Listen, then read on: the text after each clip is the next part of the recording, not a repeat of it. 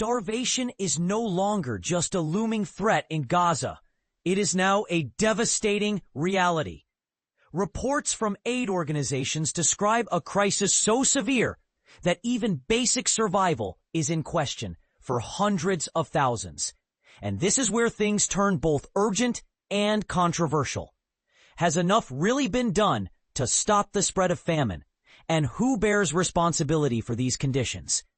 I'm John Yang, and tonight brings more heartbreaking news from Gaza.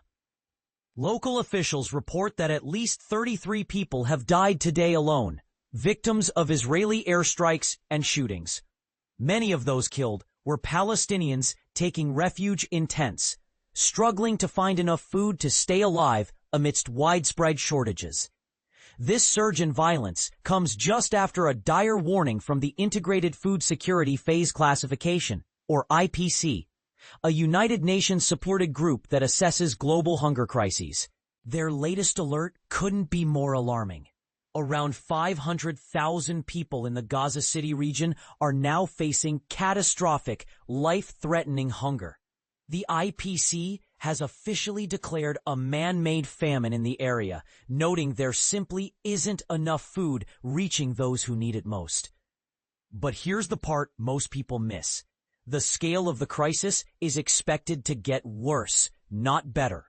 The IPC predicts that by the end of September, famine conditions could spread across most of Gaza, putting even more lives at imminent risk.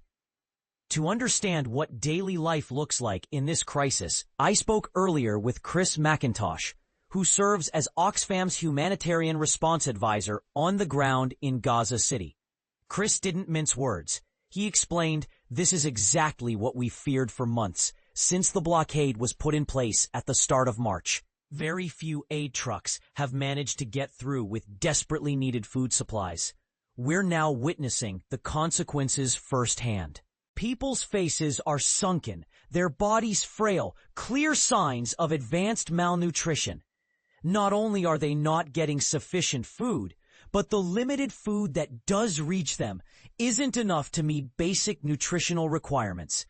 And all of this is happening while daily bombings continue, compounding the suffering and making every day a fight for survival."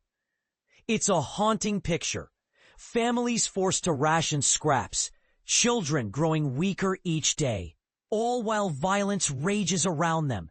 The humanitarian response has been hampered by severe restrictions and logistical nightmares, raising tough questions about international responsibility and the true effectiveness of global aid efforts.